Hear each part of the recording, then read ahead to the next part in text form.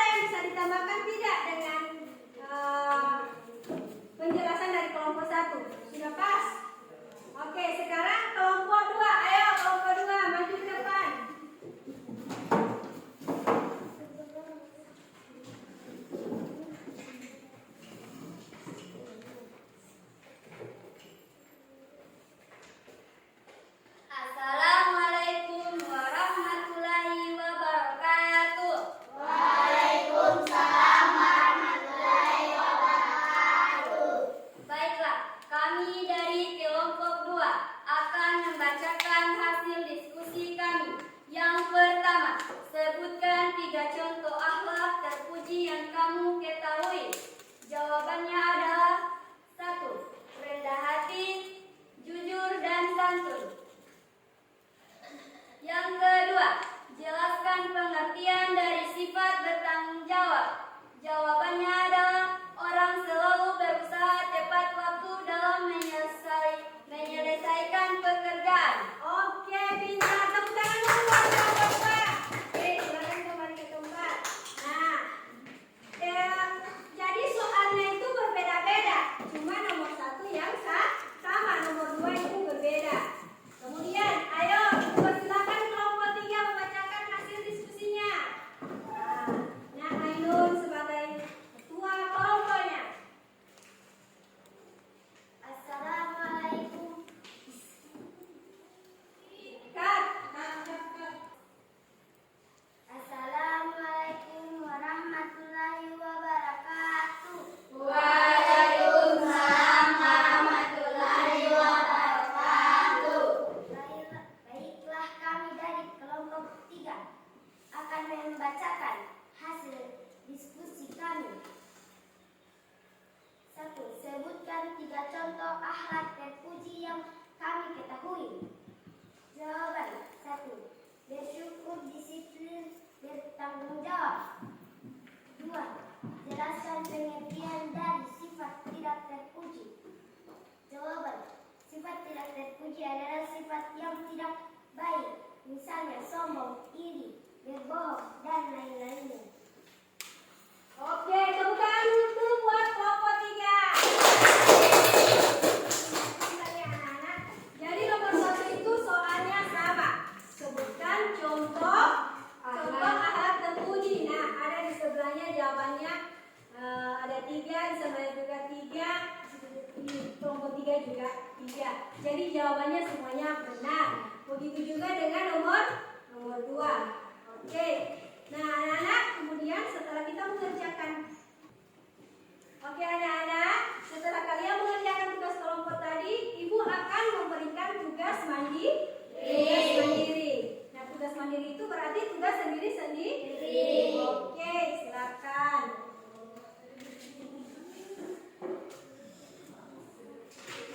Soalnya sudah ada di situ ya.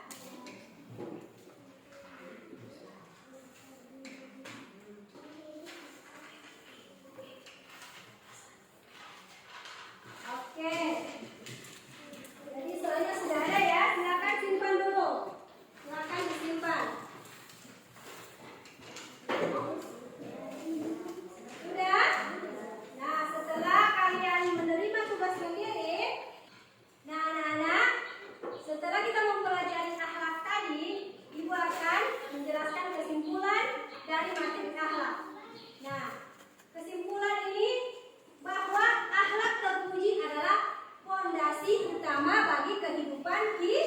Jadi merupakan fondasi utama dari kehidupan kita. Nah, berdasarkan kesimpulan tadi, pesan moral untuk kita adalah bahwa akhlak terpuji mengajarkan kita untuk menjadi manusia yang baik, berbudi luhur, dan bermanfaat bagi orang lain. Oke anak-anak, sebelum menutup